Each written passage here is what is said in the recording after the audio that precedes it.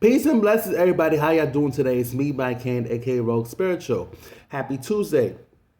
I finally got the rest that I deserve. So getting to the meat of the matter, because we're gonna cover two things. First one is Diddy. The second one is the elevator that God was sent back down. Okay, so now I'm letting you know what y'all in for.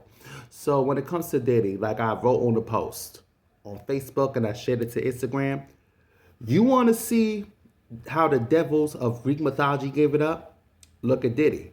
You want to see what happens when the village chooses not to get involved? Look at Diddy. You know, like Diddy grew up into a grown ass brat, my nigga. Like nobody checked his attitude in the household. Nobody checked his attitude in school. Nobody checked his attitude in workforce and everywhere else that follows, which is why he's the way he is. And now he's hooping for the guys because he can't always get his way all the time. Money doesn't really get you around like you think. You know, it's so fucking real. Like this lasted for 3 generations. I'm talking about Generation X, Millennials, and Generation Z. It's so fucking real. You ask Generation Z about Diddy, they been sipping that tea, sipping that juice, and everything in between. Like I could ask my little brother and my little sister, who's Generation Z, and they'll know everything about Diddy. Like it's so fucking real. Generation Z basically was sipping the Diddy tea since their fetus. Since there was a fetus, they were sipping that Diddy tea. It's like God and their mommies and daddies told them that's the number one man they should stay away from. And once they came to existence or whatever, Generation C was like, okay, we know which man to stay away from. It's so fucking real. Niggas ain't really working with Diddy like that, especially Generation Z. I don't know about the artist, whatever the case is. And now it's for the whole world to see. You know? This is the thing. Diddy, there's been words on the street that Diddy even fought his mom way back in the day, besides Cassie, whatever the case is. It don't matter if he's gay, it don't matter if he's bi, it don't matter if he's straight. This man is a grown-ass brat. And basically, we do not need him in the gay community. Not even the heterosexuals need him on this side. He is wicketry. He is a grown-ass brat. And to any of you men defending this man, especially Suge Knight, is a grown-ass brat too. And then I look at the new wave of hood boogers or whatever the case is that walk in the streets that's so entitled, feeling so entitled or whatever the case is, and they fuck around, they start banging blood, they bang Crip or whatever over because they got a spanking or they was just eating rice and cheese and they wasn't liking it. You know, like the new wave of hood boogers don't even fit the acronym for blood, which I don't even know because I'm not a gay manga. You know? They don't even fit the acronym for blood or Crip or whatever the case is. And then all of a sudden, they're blooding, they're cripping or whatever. They're in the gang life because their mama gave them a spanking. And they did, and their mama gave them, saltine crackers and chicken noodle soup. And they talking about they started from the bottom. Bitch, y'all niggas went through nothing but cold water. Okay, even if it was like saltine crackers and chicken noodle soup or rice and cheese or whatever the case is, you never went to bed hungry. Even if it's a peanut butter and jelly sandwich, my nigga, you never went to bed hungry. Even if you had arepas or whatever the case is, my nigga, you never went to bed hungry. So I never understood why my people, these hood buggers or whatever the case is, fuck around and complain about the stupidest shit in the world. You complaining about the flavor of food. Well, not the flavor of food, but you complaining about the choices of food. Like, you're not going to fuck around and have lobster and shrimp all the time. Nigga, I eat rice and beans damn near every fucking day. Especially if there's nothing else to fucking make. Like, my nigga, like, part of my staple when I go shopping is I get the fucking calabasa or the fucking squash and everything for the fucking beans. In case I have nothing else to cook. Right now, I have the frosted steak or whatever the case, and I got rice or whatever the case is. You know, my fridge is good and everything like that, but my nigga, you can't expect to eat exotic shit all the motherfucking time. And when it comes to me, I don't cook exotic shit. I'm plain as shit. I'm more plain than God, my nigga. Fuck out of here. And then these new wave of hood buggers and these rappers, some of them from the golden age and all generations across, Like, well, fuck around and complain, oh, I used to have this for dinner or whatever the case is. Or fuck around, now I'm eating lobster and shrimp. You can't even take your funky ass to Red Lobster up in Harlem.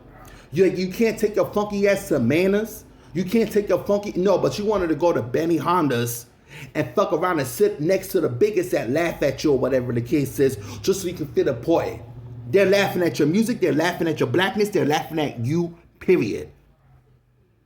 You know, and that's the new wave of hood boogers for you, and that's hip hop for you. Fuck out of here.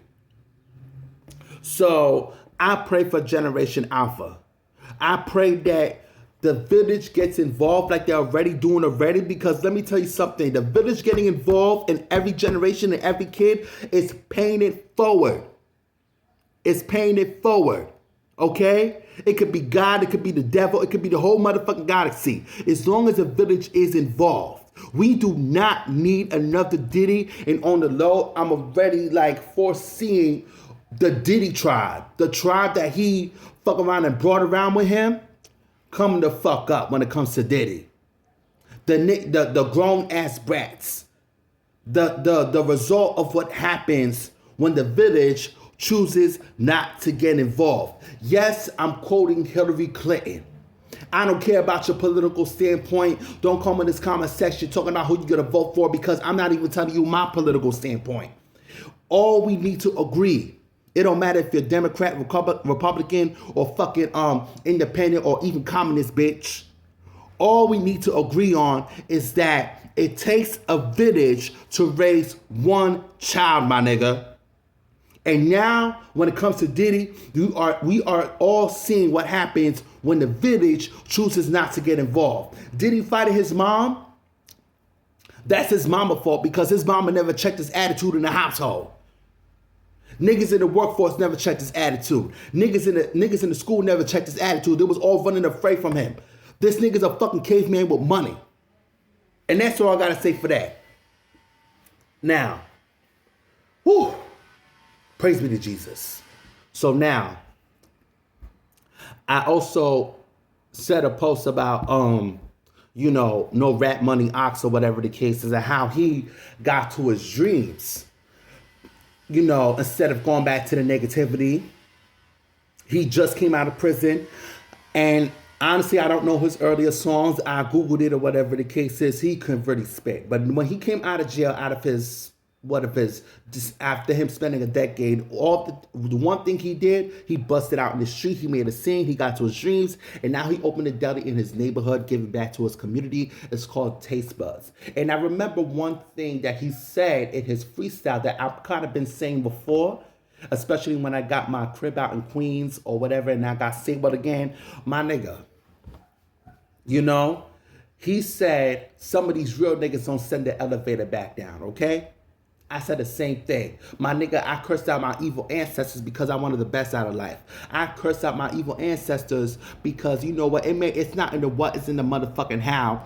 Because fuck around, my evil ancestors are black leaders, this and that. They reached ascension, they reached to the point of godliness, and they never sent the elevator back down. My nigga, my first ancestor is evil, bitch. He will never send the elevator back down to me, bitch. So I held him accountable, and I held my black leaders accountable, and I held anybody that reached ascension and never sent the elevator back down accountable. And this is more towards the black community than a white man, because it's not, to me, it's not always a white man's fault. Sometimes you got to hold your own accountable when it comes to one of the best out of life. And once again, it's not in the what, it's in the motherfucking how. I don't even care if you motherfuckers say the projects for the rest of your life. I don't even care if you live in at home or whatever the case is. When it comes to your stability and your future foundations and your legacy, my nigga, even if you're still living at your mommy and your daddy house, bitch,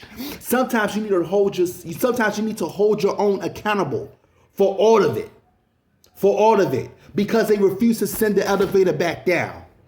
They refuse to send the elevator back down. They reached godliness. I'm talking about our evil ancestors, the black leaders, the black figures in the industry or in politics. None of them sent the elevator back down. I literally was living no Rap Money Ox rap line. Because I cursed out the black community. I cursed out my own people for not sending the elevator back down. You know? And it's so fucking weird. I put it in a song. I put it in a couple of songs or whatever the case is. So you can fuck around and check on SoundCloud for that. But yeah, this is what I want to say. If no Rap Money Ox decided to return the favor and his elevator comes with an invoice now, it's none of my business. If God's elevator comes with an invoice, it's none of my business. If the devil's elevator comes with an invoice, it's none of my motherfucking business, bitch. It's none of my motherfucking business. Okay? What I will say is that the number one issue that we have in the black and brown community, and I'm going to keep saying this even after my death, is emotional adressment. Poverty was never the motherfucking issue. Poverty was never the motherfucking issue. It was always emotional adjustment, especially our black and brown men. You know, it's so fucking real. I caught off a lot of people that is so used to being on demon time or have to be on demon time in order to get respect, to be heard, or to let alone be acknowledged. Like, nigga, there's beauty everywhere, even in your neighborhood. Open your heart once in a blue. You don't have to be on demon time all the time for niggas to acknowledge, respect you. And if you do, and you tell the niggas that, you curse yourself out, because seriously, you can't even carry yourself regular, and niggas can't even say hi to you or whatever the case is. You always gotta be on demon time. You gotta fuck around and kill the motherfucking vibe or whatever the case is. You always gotta be on your bullshit. And honestly, y'all some crabs in a barrel if you only see it for your mans, your brethren, and your brother on demon time. You can't even see him when he excels.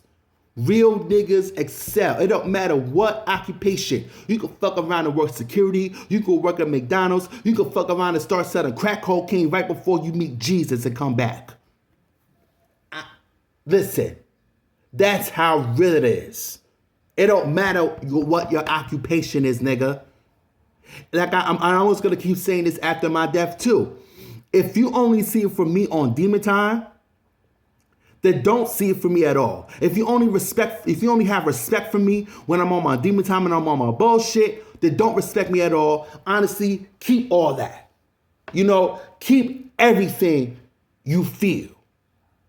Because I'm not gonna fuck around and revert back to my old self in order to get your respect. If I fuck around and if I gotta fuck around and disrespect you in order to get your respect, then keep it. Keep your respect and keep everything that you feel. You know? And literally God told me to take that and use that method. Nigga, how I get respect is just by me being courteous, being a gentleman, this and this and that. And it's just paying it forward. Respect goes a long way. And now, and since we're talking about respect, remember Fat Joe back in I Shot Ya, his rap line was like, I'd rather be feared than loved because if fear lasts longer. That shit will fuck around and get you killed. That rap line will fuck around and get you killed. That fucking rap line will fuck around and get you killed, my nigga. Because now you're driving people to fear to the point that they want to take you down with a gun or with their mans or whatever the case is. Fat Joe said that back in the 90s, and now the devil's eventually gonna fuck around and come and collect, because when he touched down in the Bronx, you know, a young gangster or whatever the case is, a nigga on the come up is gonna fuck around and test his hands or test his gun game or whatever the case is, because of that rap line he said back in the 90s. So now you got the young G's or whatever dying to take his spot because he said that. He literally drove every generation into fear of that rap line, and now he's living lavish or whatever the case is. So I doubt he could fuck around and touch down in the Bronx alone. I doubt that Fat Joe can fuck around and touch down in the Bronx or 3rd Avenue back in the days on Dolo, my nigga, without somebody trying to take his spot because of that rap line and I shot ya. Sometimes fear will get you killed, my nigga. Sometimes fear will get you killed. Love lasts a lot way longer. Because with love, you can pay it forward. You know, it's not reciprocated all the time, but you could definitely pay it forward. You know, you could definitely pray for your brother. You can pray for your sister. You can pray for that person. And they pray for you. And it's seriously like a never-ending circle of communication of prayers. It's the universe speaking, my nigga. When you preach that line, I love fear more than I love fear more. I love fear more than love because the fear lasts longer, bitch. The fuck around the devil, fuck around and collect off that rap line. Fat Joe will get his. Because right now there's a young G from Generation Alpha and even Generation Z dying to take his spot off that rap line he said back in I Shot Ya in the 99 and the 2000s. That's all I gotta say. Thank you.